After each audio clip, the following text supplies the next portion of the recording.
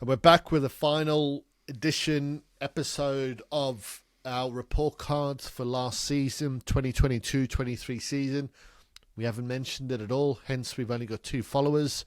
Is please like and subscribe. Tell people, hopefully listen in, be regular fans. I'm all going to of say that. don't like and subscribe and see if that makes a difference, because saying like and subscribe doesn't make a difference at the moment, so try not to share this, see if that spreads.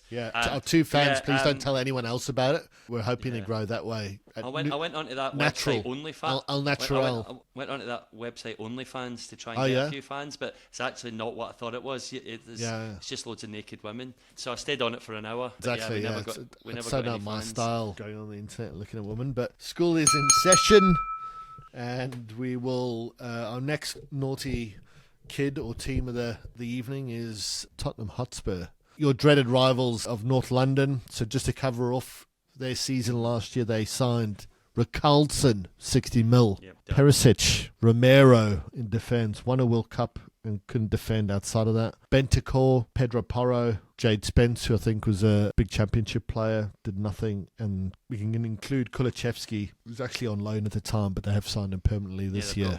He's their only good one of those ones you mentioned. And Bentancur, but he's had his injuries. Bentancur looks a player, but outside of that, that is an absolute garbage list of players. I'll go through it, mate. Style of play, D.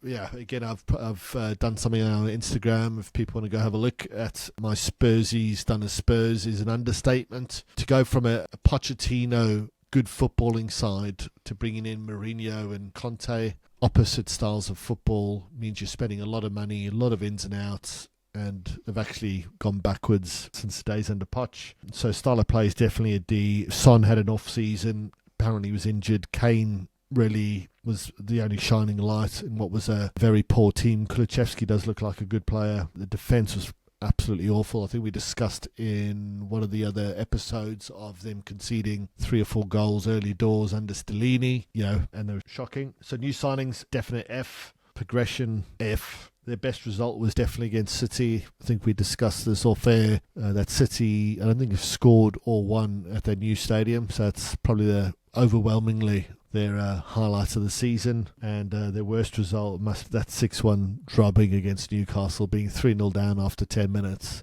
An absolute sign. The moment of the season, Stellini getting in a Barney with De Zerbi is just an absolute epitome of what a disaster that club was last year. The fact that they had an interim, they've had Ryan Mason come back for a second time to head up the team to replace the interim. Disaster of a club. I mean, the amount of money you must pay to get into that beautiful club. Yeah, exactly.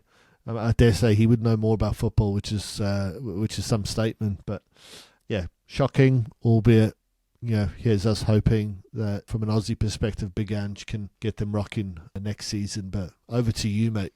Yeah, sentiments. I hope Ange does really well. Spurs, I gave him a D. Style of play was a D as well. How can a guy like Harry Kane score 32 league goals and the team comes 8th, right? It's absolutely zero support. What a player he is. He's Roy of the Rovers for them. So he was their player of the year. Highlight was very obviously the 1-0 City at home, and that their record there is spooky. I don't know how City seem to just have no way of beating them at Tottenham Stadium, but yeah, beat everyone else. The disaster was obviously the 6-1 Newcastle game, but as I knew you would say that was the disaster, I picked another one as well. The AC Milan knockout game, just they needed to score, and I think they got a 0-0 draw, and they just played atrociously. They never attacked. The subs were crazy, and just shows you. I mean, this is obviously more in the Prem, but it just shows you how in Europe you can actually go that far when AC Milan shouldn't have beaten Spurs. And yet AC Milan got to semi-final, Yeah, I mean, they were a derby away from a Champions League final. That was the side of the draw that Spurs had.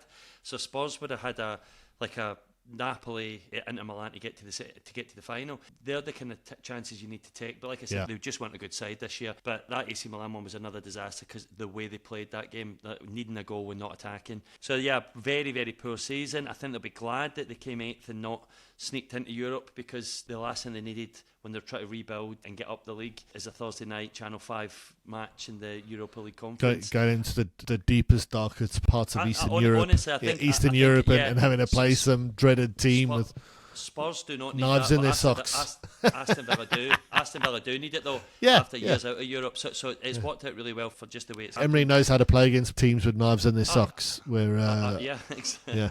Villa will win that conk. I'll go as far to say that. Yeah, they should have favourite. Spurs wouldn't have taken it seriously at all. It's not what Ange needs. As far as what they needed before the end of the season, they needed a new manager, and they've done that. I think Ange will be a great addition. They need to keep Kane. That's bigger than any player they can bring in. They need to keep Harry Kane. However, what I will say on that one is certainly stating the next one of chewing the fat. If Kane leaves for free, Daniel Levy, his role's untenable. You cannot have the greatest player in Spurs history that has been literally suffocated by average chaos around him between players and managers, run so poorly by a club, to lose a player like that. Like you said, 30-odd goals in a team that finished 8th. Yeah.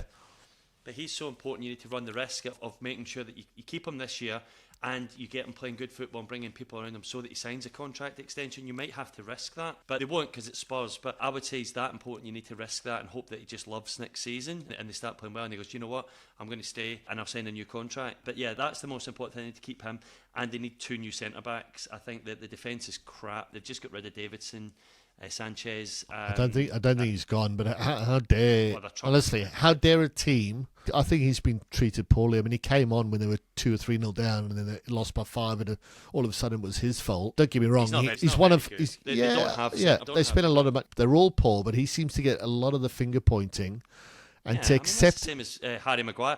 Certain players just flack it, right? And it's the same. There's players in all different clubs. But how can you accept, as a club, a bid from a team in Russia at the moment? It's like, yeah, don't worry, mate. Off you go to a country that's in the midst of war. Well. It's like, I just think it's dodgy as hell, man. How can you accept that? Someone's got to bid 10 million for him. Well, they've accepted the club. I don't think he will accept it. Yeah, no. But 12 million. Fuck off. Someone's got to bid 12 million. They spent 40 on him. But they've bid 12 million. Anyway, someone's got to bid 12 million, surely, in this day and age. Someone's got to go, here's 10 for him. They need a goalkeeper. They need a goalkeeper as well. Yeah. So they've got a lot of James Mason again. And if they get rid of Kane, then they need a new team, basically. As well. So they need a new striker, a new defence, couple midfielders, probably a new striker. So it's not bad going, considering they've signed about 15 players between the last 2 transfer windows. And when you think about Richarlison, Perisic, Romero, Bentancur, 1, 2, 3, 4, 5. Richarlison will be like a new signing this year because he was so crap last year. Richarlison will be a better player this year. They signed 7 or 8 players last year. They signed 7 or 8 players last year after 7 or 8 under Mourinho the previous window, and then he had 2 windows. So when you got players that are just churning and no consistency, how can you ever expect to kick on and build some formation and rhythm and the like and strategy of play when you're bringing in managers that have totally different philosophies? Postecoglou is so much more aligned with Pochettino, but then you've got Mourinho and Conte in between. It's just, again, it just doesn't allow, for me, it doesn't allow a club to, United have done it for years. Pellegrini was hired with the intention that they're going to get Guardiola the next manager. And so he played as similar a style, football, as Guardiola, won the league and was still sacked for Pep, but then had players on deck that would fit, or at least many that would fit his system, where Mourinho comes on board and he's getting rid of a load of players under Poch, Conte doing the same thing, to now Postecoglou having to work with players that probably aren't necessarily his style of footballer, but obviously now he's going to have to just make do for a large part of that. But we'll leave that Spursy doing Spursy things. Hopefully, for Ange's sake, they're able to get off to and have a half-decent season, all within reason. Obviously, we don't want them overtaking our clubs, but we don't want to win in the league. We don't. Ease up, Ange. Ease up. Whoa. Slow down. By good we mean 7th, right? Yeah. We want you to do well, mate, but way under marketing. Yeah. And that's it for our series of our report cards. Hopefully you enjoyed it. There's a lot of rubbish spoken in there, but, 2 lads having a good chat. Hopefully you enjoyed it. And and we will see you for Chewing the Fat, discussing transfer stories of this summer. Cool. Let's roll.